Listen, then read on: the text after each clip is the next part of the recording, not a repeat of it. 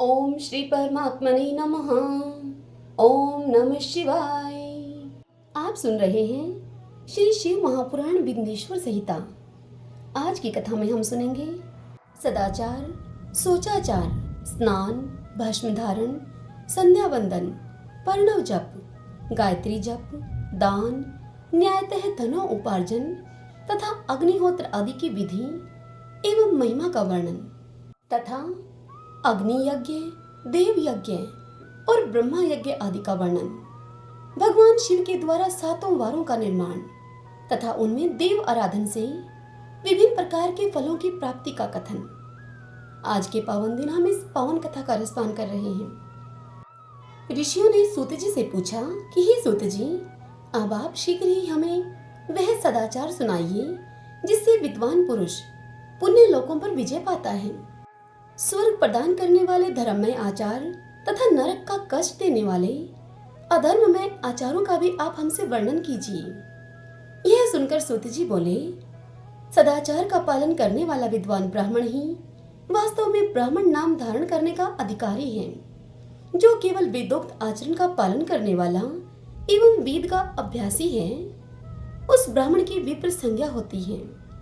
सदाचार, वेदाचार तथा विद्या, इनमें से एक एक गुण से ही युक्त होने पर उसे द्विज कहते हैं, जिसमें स्वल्प मात्रा में ही आचार का पालन देखा जाता है, जिसने वेदाध्ययन भी बहुत कम किया है तथा जो राजा का सेवक, पुरोहित, मंत्री आदि हैं, उसे क्षत्रिय ब्राह्मण कहते हैं। जो ब्राह्मण कृषि तथा वाणिज्य कर्म करने वाला है और कुछ कुछ ब्राह्मणोचित आचार का भी पालन करता है, वह वैश्य ब्राह्मण है।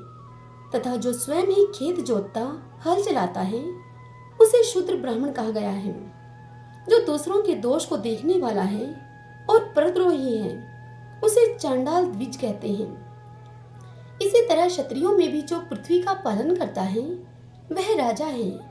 दूसरे लोग राजत्वहीन क्षत्रिय माने गए हैं। वैश्यों में भी जो धान्य आदि वस्तुओं का क्रय विक्रय करता है, वह वैश्य कहलाता है। दूसरों को वणिक कहते हैं। जो ब्राह्मणों, क्षत्रियों तथा वैश्यों की सेवा में लगा रहता है, वही वास्तव में शूद्र कहलाता है। जो शूद्र हल जोतने का काम करता है, उसे वृषण समझना चाहिए। सेवा, शिल्प और कर्षण से भिन्न वृत्ति का आश्रय लेने वाले शूद्र दस्यु कहलाते हैं। इन सभी वर्णों के मनुष्यों को चाहिए कि वे ब्रह्म मुहूर्त में उठकर पूर्वाभिमुख होकर सबसे पहले देवताओं का, फिर धर्म का, अर्थ का, उसकी प्राप्ति के लिए उठाए जाने वाले कलेशों का तथा आय और व्यय का भी चिंतन करें।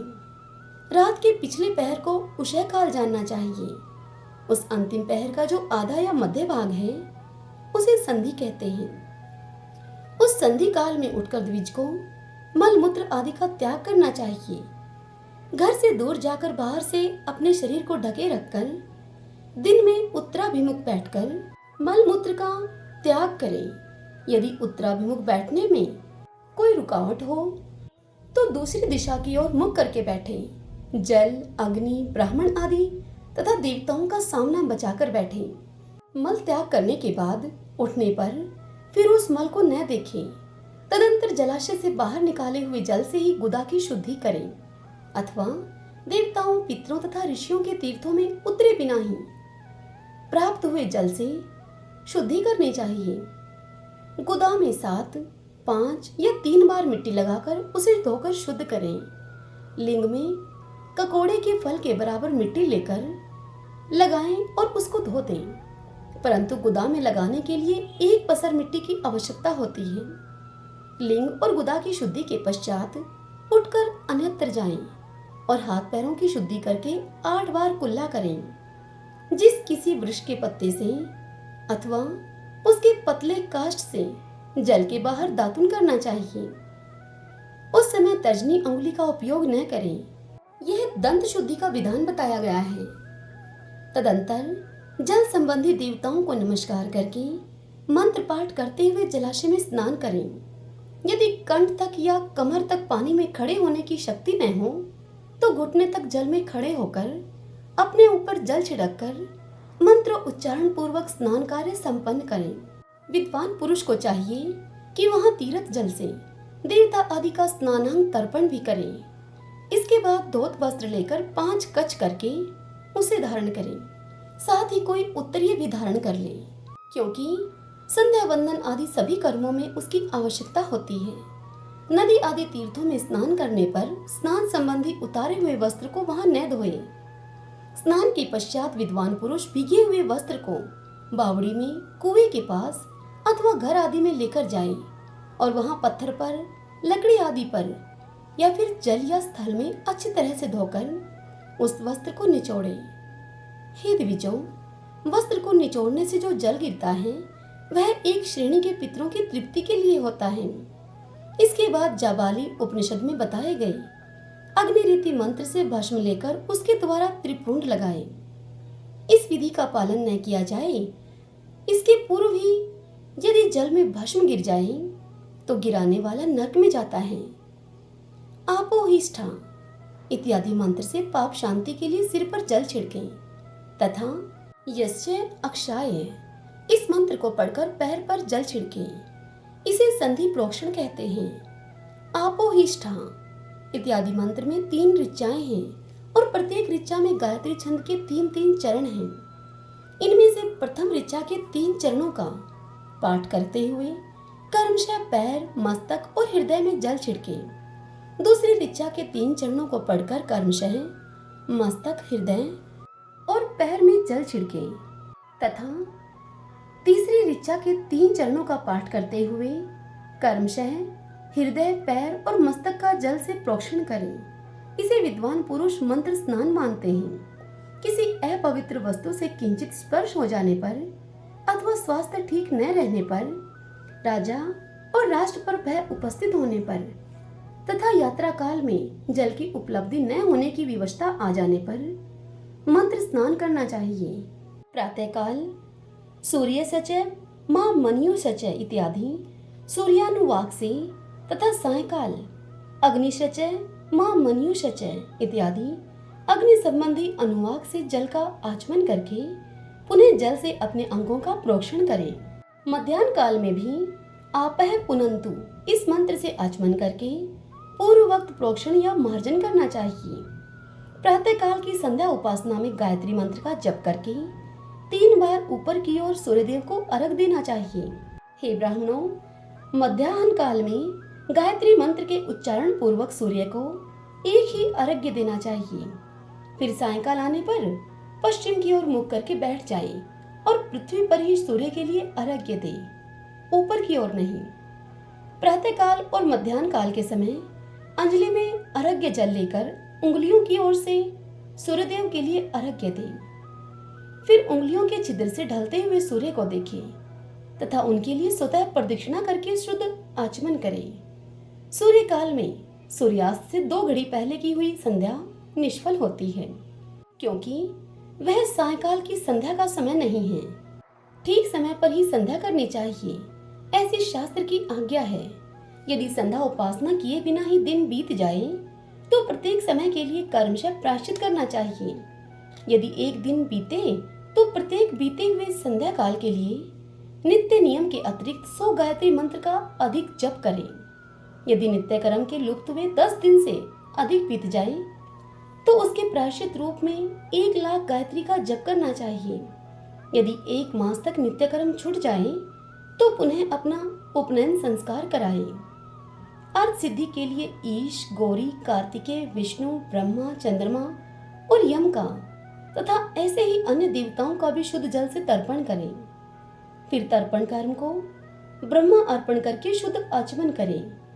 तीर्थ के दक्षिण प्रशस्त मठ में, मंत्रालय में, देवालय में, घर में अथवा अन्य किसी नियत स्थान में आसन पर स्थिरता पूर्वक बैठकर विद्वान पुरुष अपनी बुद्धि को स्थिर करें और संपूर्ण देवताओं को नमस्कार करके पहले प्रणव का जप करने के पश्चात गायत्री मंत्र की आवर्ती करें। प्रणव के ए, उ और मैं इन 3 अक्षरों से जीव और ब्रह्मा की एकता का प्रतिपादन होता है। इस बात को जानकर प्रणव यानी कि ओम का जप करना चाहिए। जप काल में यह भावना करनी चाहिए कि हम तीनों लोकों की सृष्टि करने वाले ब्रह्मा, पालन करने वाले विष्णु तथा संहार करने वाले रुद्र की, जो कि स्वयं प्रकाश चिन्मय हैं, उनकी उपासना करते हैं। यह ब्रह्मा स्वरूप ओंकार हमारी कर्मी इंद्रियों और ज्ञानी इंद्रियों की वृत्तियों को, मन की वृत्तियों को तथा बुद्धि वृत्तियों को सदा भोग और मोक्ष प्रदान करने वाले धर्म एवं ज्ञान की ओर प्रेरित करे। परिणाम के इस अर्थ का बुद्धि के द्वारा चिंतन करता हुआ जो इसका जप करता है, वह निश्चय ही ब्रह्मा को प्राप्त कर लेता है। अथवा अर्थ अनुसंधान के बिना भी परिणाम का नित्य जप करना चाहिए। इससे ब्राह्मण तव की पूर्ति होती है। ब्राह्मण तव की पूर्ति के लिए श्रेष्ठ ब्राह्मण को प्रतिदिन प्रातः काल 1 सहस्त्र गायत्री मंत्र का जप करना चाहिए। मध्याह्न काल में 100 बार और सायंकाल में 28 बार जप की विधि है। अन्य वर्ण के लोगों को अर्थात क्षत्रिय और वैश्य को तीनों संध्याओं के समय यथासाध्य गायत्री का जप करना चाहिए। शरीर के भीतर मूलाधार, स्वादिष्ठान, मणिपुर, अनाहत, आज्ञा और सहस्त्रार, ये 6 चक्र हैं। इनमें मूलाधार से लेकर सहस्त्रार तक 6 स्थानों में क्रमशः विधेश्वर, ब्रह्मा, विष्णु, ईश, जीवात्मा और परमेश्वर स्थित हैं। इन सब में ब्रह्मा बुद्धि करके इनकी एकता का निश्चय करें और वह ब्रह्मा मैं हूँ ऐसी भावना पूर्वक प्रत्येक श्वास के साथ 100 अहम का जप करें। उन्हीं विंदेश्वर आदि की ब्रह्मारंध्र आदि में तथा इस शरीर से बाहर भी भावना करें। प्रकृति के विकारभूत महतत्व से लेकर पंचभूत पर्यंत तत्वों से बना हुआ जो शरीर है, ऐसे सहस्त्रों शरीरों का एक एक अजपा गायत्री के जप से एक एक के क्रम से अतिक्रमण करके जीव को धीरे धीरे परमात्मा से संयुक्त करें। यह जप का तत्व बताया गया है। 100 अथवा 28 मंत्रों के जप से उतने ही शरीरों का अतिक्रमण होता है। इस प्रकार जो मंत्रों का जप है, इसी को आदि कर्म से वास्तविक जप जानना चाहिए। सहस्त्र बार किया हुआ जप ब्रह्मालोक प्रदान करने वाला होता है, ऐसा जानना चाहिए। 100 बार किया हुआ जप इंद्रपद की प्राप्ति कराने वाला माना गया है। ब्राह्मणेतर पुरुष आत्म रक्षा के लिए जो स्वल्प मात्रा में जप करता है, वह ब्राह्मण के कुल में जन्म लेता है। प्रतिदिन सूर्योपस्थान करके उपयुक्त रूप से जप का अनुष्ठान करना चाहिए। 12 लाख गायत्री का जप करने वाला पुरुष पूर्ण रूप से ब्राह्मण कहा गया है। जिस ब्राह्मण ने 1 लाख गायत्री का भी जप न किया हो, उसे वैदिक कार्य में न लगाए। 70 वर्ष की अवस्था तक नियम पालन पूर्वक कार्य करे। इसके बाद ग्रह त्याग कर संन्यास ले ले। परिवारजक या सन्यासी पुरुष नित्य प्रातःकाल 12,000 पर्णों का जप करे। यदि एक दिन इस नियम का उल्लंघन भी हो जाए, तो दूसरे दिन उसके बदले में उतना मंत्र और अधिक जपना चाहिए और सदा इस प्रकार जप को चलाने का प्रयत्न करना चाहिए। यदि कर्मशः 1 मास आदि का उल्लंघन हो गया हो, तो 1.5 लाख जप करके उसका प्रायश्चित करना चाहिए। इससे अधिक समय तक नियम का उल्लंघन हो जाए, तो पुनः नए सिरे से गुरु से नियम ग्रहण करें। ऐसा करने से दोषों की शांति होती है। अन्यथा वह रौरव नामक नरक में जाता है। जो सकाम भावना से युक्त गृहस्थ ब्राह्मण है, उसी को धर्म तथा अर्थ के लिए यत्न करना चाहिए। मुमुक्षु ब्राह्मण को तो सदा ज्ञान का ही अभ्यास करना चाहिए। धर्म से अर्थ की प्राप्ति होती है, अर्थ से भोग सुलभ होता है, फिर उस भोग से वैराग्य की संभावना होती है। धर्म पूर्वक उपार्जित धन से जो भोग प्राप्त होता है, उससे एक दिन अवश्य वैराग्य का उदय होता है। धर्म के विपरीत अधर्म से उपार्जित हुए धन के द्वारा जो भोग प्राप्त होता है, उससे भोगों के प्रति आसक्ति उत्पन्न होती है।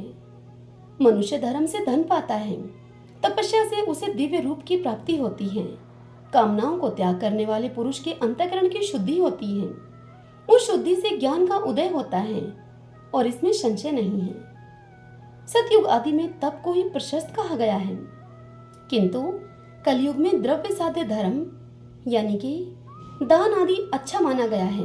सतयुग में ध्यान से, त्रेता में तपस्या से और द्वापर में यज्ञ करने से ज्ञान की सिद्धि होती है, परंतु कलयुग में प्रतिमा यानी कि भगवत विग्रह की पूजा से ज्ञान लाभ होता है। अधर्म हिंसा यानी कि दुख रूप है और धर्म सुख रूप है। अधर्म से मनुष्य दुख पाता है और धर्म से वह सुख एवं अभ्युदय का भागी होता है। दुराचार से दुख प्राप्त होता है और सदाचार से सुख। अतः भोग और मोक्ष की सिद्धि के लिए धर्म का उपार्जन करना चाहिए। जिसके घर में कम से कम 4 मनुष्य हैं, ऐसे कुटुंबी ब्राह्मण को जो 100 वर्ष के लिए जीविका यानी जीवन निर्वाह की सामग्री देता है, उसके लिए वह दान ब्रह्मलोक की प्राप्ति कराने वाला होता है। एक सहस्त्र चंद्रायण व्रत का अनुष्ठान ब्रह्मलोकदायक माना गया है। जो क्षत्रिय एक सहस्त्र कुटुंब को जीविका और आवास देता है, उसका वह कर्म इंद्रलोक की प्राप्ति कराने वाला होता है। 10,000 कुटुंबों को दिया हुआ आश्रयदान ब्रह्मलोक प्रदान करता है। दाता पुरुष जिस देवता के सामने रखकर दान करता है, अर्थात वह दान के द्वारा जिस देवता को प्रसन्न करना चाहता है, उसी देवता का वह लोक उसे प्राप्त होता है। यह बात वेदवेता पुरुष अच्छी तरह से जानते हैं। धनहीन पुरुष सदा तपस्या का उपार्जन करें, क्योंकि तपस्या और तीर्थ सेवन से अक्षय सुख पाकर मनुष्य उसका उपभोग करता है। अब मैं न्यायतः धन के उपार्जन की विधि बता रहा हूँ आपसे। ब्राह्मण को चाहिए कि वह सदा सावधान रहकर दान ग्रहण तथा यज्ञ कराने आदि से धन का अर्जन करे। वह इसके लिए कहीं दीनता न दिखाए और न अत्यंत कलेशदायक कर्म ही करे। क्षत्रिय बाहुबल से धन का उपार्जन करे और वैश्य कृषि एवं गोरक्षा से। न्याय उपार्जित धन का दान करने से दाता को ज्ञान की सिद्धि प्राप्त होती है। ज्ञान सिद्धि के द्वारा सब पुरुषों को गुरु कृपा मोक्ष सिद्धि सुलभ होती है। मोक्ष से स्वरूप की सिद्धि प्राप्त होती है, जिससे कि मुक्त पुरुष परमानंद का अनुभव करता है। गृहस्थ पुरुष को चाहिए कि वह धन धान्य आदि सब वस्तुओं का दान करे। वह तृषा निवृत्ति के लिए जल तथा क्षुधा रूपी रोग की शांति के लिए सदा अन्न का दान करे। खेत धान्य कच्चा अन्न तथा भक्ष्य भोज्य लेहय और चौसे, ये 4 प्रकार के सिद्ध अन्न दान करने चाहिए। जिसके अन्न को खाकर मनुष्य जब तक कथा श्रवण आदि सधर्म का पालन करता है, उतने समय तक उसके किए हुए पुण्य फल का आधा भाग दाता को मिल जाता है। इसमें संशय नहीं है। दान लेने वाला पुरुष दान में प्राप्त हुई वस्तु का दान और तपस्या करके अपने प्रतिग्रह जनित पाप की शुद्धि कर ले, अन्यथा उसे रौरव नरक में गिरना पड़ता है। अपने धन के 3 भाग करे। एक भाग धर्म के लिए, दूसरा भाग वृद्धि के लिए और तीसरा भाग अपने उपभोग के लिए। नित्य नैमित्तिक और काम्य, ये तीनों प्रकार के कर्म धर्मार्थ रखे हुए धन से करे।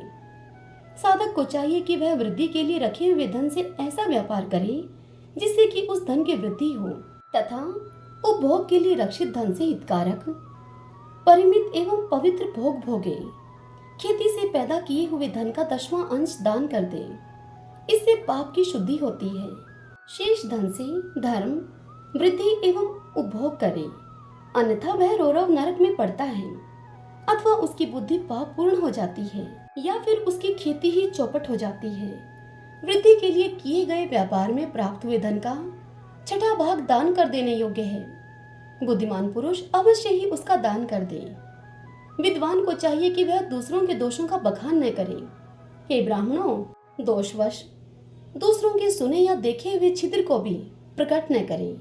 विद्वान पुरुष ऐसी बात न कहे जो समस्त प्राणियों के हृदय में रोष पैदा करने वाली हो। ऐश्वर्य की सिद्धि के लिए दोनों संध्याओं के समय अग्निहोत्र कर्म अवश्य करे। जो दोनों समय अग्निहोत्र करने में असमर्थ हो, वह एक ही समय सूर्य और अग्नि को विधि पूर्वक दी हुई आहुति से संतुष्ट करे।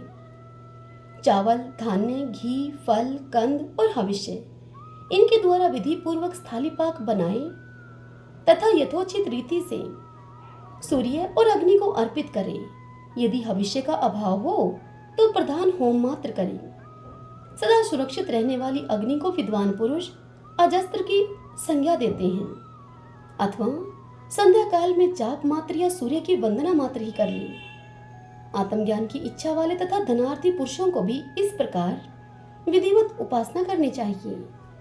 जो सदा ब्रह्मा यज्ञ में तत्पर होते हैं, देवताओं की पूजा में लगे रहते हैं, नित्य अग्नि पूजा एवं गुरु पूजा में अनुरक्त होते हैं तथा ब्राह्मणों को तृप्त किया करते हैं, वे सब लोग स्वर्गलोक के भागी होते हैं।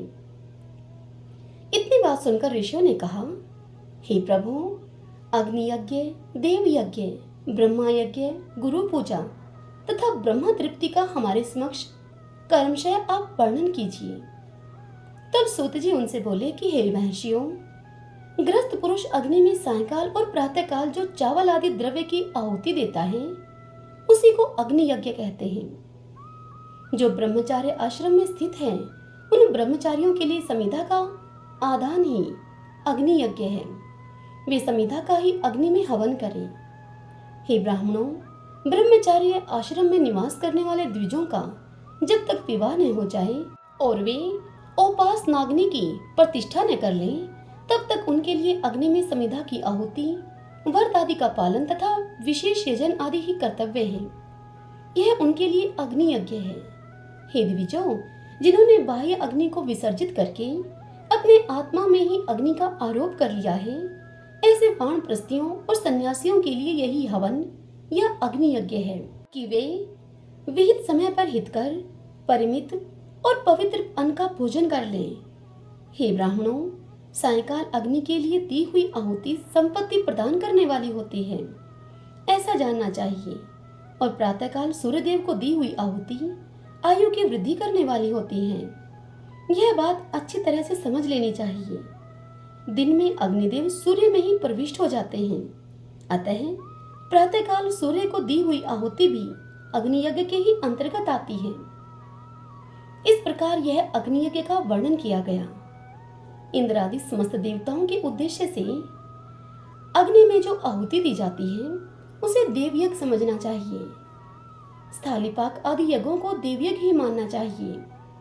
लौकिक अग्नि में प्रतिष्ठित जो चूड़ाकरण आदि संस्कार निमित्तिक हवन कर्म है, उन्हें भी देवयज्ञ के ही अंतर्गत जानना चाहिए। अब ब्रह्मा यज्ञ का वर्णन सुनो तुम। द्विज को चाहिए कि वह देवताओं की तृप्ति के लिए निरंतर ब्रह्मा यज्ञ करे। वेदों का जो नित्य अध्ययन या स्वाध्याय होता है उसी को ब्रह्मा यज्ञ कहा गया है। प्रातः नित्य कर्म के अनंतर सायंकाल तक ब्रह्मा यज्ञ किया जा सकता है। उसके बाद रात में इसका विधान नहीं है। अग्नि के बिना देवयज्ञ कैसे संपन्न होता है? अब तुम लोग इसे श्रद्धा से और आदर पूर्वक सुनो। सृष्टि के आरंभ में सर्वज्ञ, दयालु और सर्वसमर्थ महादेव जी ने समस्त लोगों के उपकार के लिए वारों की कल्पना की। वे भगवान शिव संसार रूपी रोग को दूर करने के लिए वैद्य हैं, सबके ज्ञाता तथा समस्त औषधों के भी औषध हैं। उन भगवान ने पहले अपने वार की कल्पना की जो आरोग्य प्रदान करने वाला है। तत्पश्चात अपनी माया शक्ति का वार बनाया जो संपत्ति प्रदान करने वाला है। जन्म काल में दुर्गति ग्रस्त बालक की रक्षा के लिए उन्होंने कुमार के वार की कल्पना की।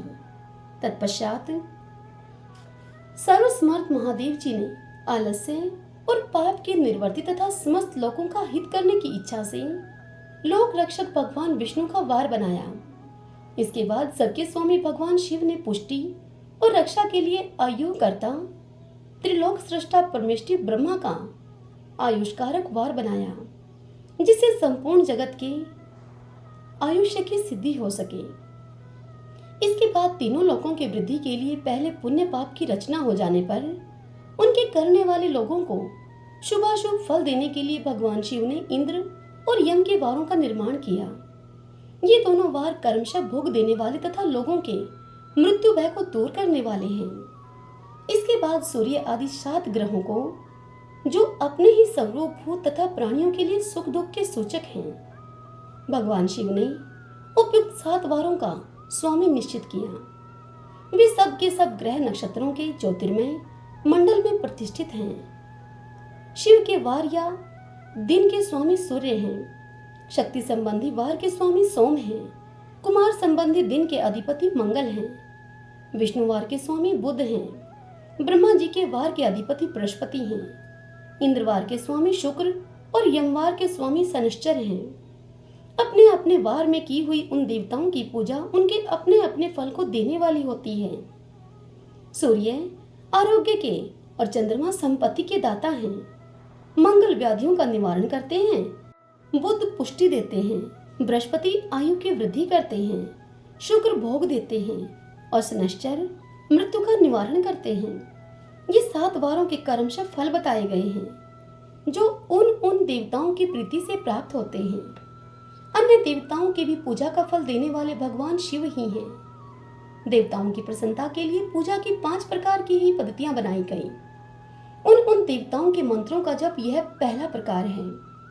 उनके लिए होम करना दूसरा प्रकार है, दान करना तीसरा प्रकार है तथा तप करना चौथा प्रकार है। किसी वेदी पर प्रतिमा में, अग्नि में अथवा ब्राह्मण के शरीर में आराध्य देवता की भावना करके 16 उपचारों से उनकी पूजा या आराधना करना 5वां प्रकार है। इनमें पूजा के उत्तरोत्तर आधार श्रेष्ठ हैं। पूर्व के अभाव में उत्तरोत्तर आधार का अवलंबन करना चाहिए।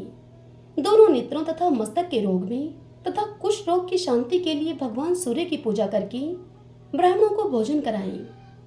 तदंतर 1 दिन, 1 मास, 1 वर्ष अथवा 3 वर्ष तक लगातार ऐसा साधन करना चाहिए। इससे यदि प्रबल प्रारब्ध का निर्माण हो जाए तो रोग एवं जरा आदि रोगों का नाश हो जाता है। इष्ट देव के नाम मंत्रों का जप आदि साधन वार आदि के अनुसार फल देते हैं। रविवार को सूर्य देव के लिए, अन्य देवताओं के लिए तथा ब्राह्मणों के लिए विशिष्ट वस्तु अर्पित करें। यह साधन विशिष्ट फल देने वाला होता है तथा इसके द्वारा विशेष रूप से पापों की शांति होती है। सोमवार को विद्वान पुरुष संपत्ति की प्राप्ति के लिए लक्ष्मी आदि की पूजा करें तथा सपत्नीक ब्राह्मणों को घृत पक व अन्न का भोजन कराएं। मंगलवार को रोगों की शांति के लिए काली आदि की पूजा करें तथा उड़द, मूंग एवं अरहर की दाल आदि से युक्त अन्न ब्राह्मणों को भोजन कराएं। बुधवार को विद्वान पुरुष दधि युक्त अन्न से भगवान विष्णु का पूजन करें। ऐसा करने से सदा पुत्र, मित्र और कलत्र आदि की पुष्टि होती है। जो दीर्घायु होने की इच्छा रखता हो वह गुरुवार को देवताओं की पुष्टि के लिए वस्त्र, यज्ञोपवीत तथा घृत मिश्रित खीर से यजन पूजन करें। भोगों की प्राप्ति के लिए शुक्रवार को एकाग्रचित होकर देवताओं का पूजन करें और ब्राह्मणों की तृप्ति के लिए षड्रस युक्त अन्न दें। इसी प्रकार स्त्रियों की प्रसन्नता के लिए सुंदर वस्त्र आदि का विधान करें। शनैश्चर अपमृत्यु का निवारण करने वाला होता है। उस दिन बुद्धिमान पुरुष रुद्र आदि की पूजा करें। तिल के होम से, दान से देवताओं को संतुष्ट करके ब्राह्मणों को तिल मिश्रित अन्न भोजन कराएं। जो इस तरह देवताओं की पूजा करेगा वह मनुष्य आरोग्य आदि फल का भागी होगा। देवताओं के नित्य पूजन, विशेष पूजन, स्नान, दान, जप, होम तथा ब्राह्मण तर्पण आदि में एवं रवि आदि वारों में विशेष तिथि और नक्षत्रों का योग प्राप्त होने पर विभिन्न देवताओं के पूजन में सर्वज्ञ जगदीश्वर भगवान शिव ही उन देवताओं के रूप में पूजित होकर सब लोगों को आरोग्य आदि का फल प्रदान करते हैं। देश, काल, पात्र, द्रव्य, श्रद्धा एवं लोक के अनुसार उनके तारतम्य कर्म का ध्यान रखते हुए महादेव जी आराधना करने वाले लोगों को आरोग्य आदि फल देते हैं। शुभ मांगलिक कर्म के आरंभ में तथा अशुभ अंत्येष्टि आदि कर्म के अंत में तथा जन्म नक्षत्रों के आने पर ग्रस्त पुरुष अपने घर में आरोग्य आदि की समृद्धि के लिए सूर्य आदि ग्रहों का पूजन करें। इससे सिद्ध है कि देवताओं का यजन संपूर्ण अभिष्ट वस्तुओं को देने वाला है। ब्राह्मणों का देव यजन कर्म वैदिक मंत्र के साथ होना चाहिए। यहाँ ब्राह्मण शब्द क्षत्रिय और वैश्य का भी उपलक्षण है। शूद्र आदि दूसरों का देव यज्ञ तांत्रिक विधि से होना चाहिए। शुभ फल की इच्छा रखने वाले मनुष्यों को 7 ही दिन अपनी शक्ति के अनुसार सदा देव पूजन करना चाहिए। निर्धन मनुष्य तपस्या, व्रत आदि के कष्ट सहन के द्वारा और धनी मनुष्य धन के द्वारा देवताओं की आराधना करे। वह बार बार श्रद्धा पूर्वक इस तरह के धर्म का अनुष्ठान करता है और बारंबार पुण्य लोक में नाना प्रकार के फल भोग कर पुनः इस पृथ्वी पर जन्म ग्रहण करता है। धनवान पुरुष सदा भोग सिद्धि के लिए मार्ग में वृक्ष आदि लगवाकर लोगों के लिए छाया की व्यवस्था करें। जलाशय, कुआं, बावली और पोखरे आदि बनवाएं। वेद शास्त्रों की प्रतिष्ठा के लिए पाठशाला का निर्माण करें तथा अन्यान्य प्रकार से भी धर्म का संग्रह करता रहे। धनी को यह सब कार्य सदा ही करते रहना चाहिए। समय अनुसार पुण्य कर्मों के परिपाक से अंतःकरण शुद्ध होने पर ज्ञान की सिद्धि हो जाती है। हे द्विजों, जो इस अध्याय को सुनता है, पढ़ता है अथवा सुनने की व्यवस्था करता है, उसे देव यज्ञ का फल प्राप्त होता है। हरिओम तत्सत। श्री शिवाय नमस्तुभ्यम। आज की यह कथा यहीं पर पूर्ण हुई।